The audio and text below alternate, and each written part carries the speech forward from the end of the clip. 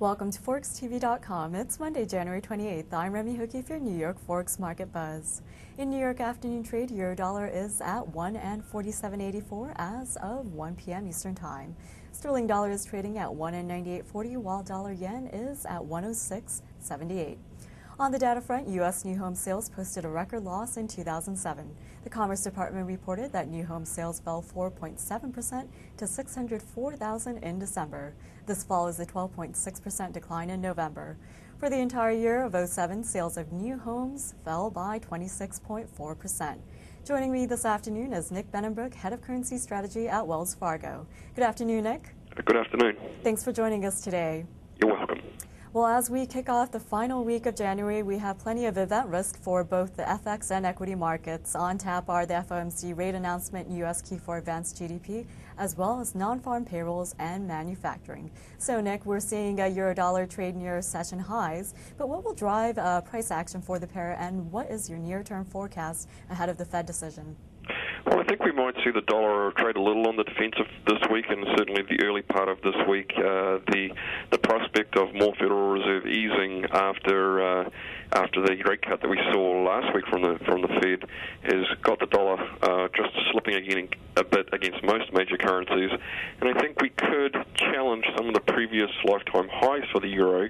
Around that 149.67. It's certainly not out of the question some stage during the week. And in the afternoon session, U.S. equities are back in positive territory, but as stocks pare back earlier gains, we've seen dollar-yen and the yen crosses pull back. But barring any surprises on the market, what ranges do you expect to see for the yen versus the dollar and the euro?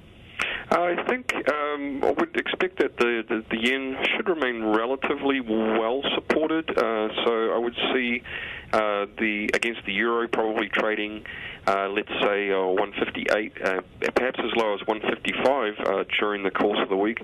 As far as the dollar yen is concerned, I think probably on the top side 107.50, maybe down to 106 on the bottom. Well, in today's session on the NYMEX, gold and platinum have surged to record highs, helped by a weakness in the U.S. currency. But let's take a look at the dollar block currencies, which have also been helped by equity gains. Which pairs or crosses in the dollar block currencies are a good buying opportunity right now? I think probably the Australian dollar stands out still as one of the currencies with the best fundamentals. I believe that we'll see a rate increase from the Reserve Bank of Australia sometime in February, while the economy also continues to perform pretty well. So I think we could rally above the 90-cent mark for the Australian dollar sometime in coming weeks. I'd be less inclined to look at the New Zealand and especially the Canadian dollar, the Central Bank of Canada being on a rate cutting cycle.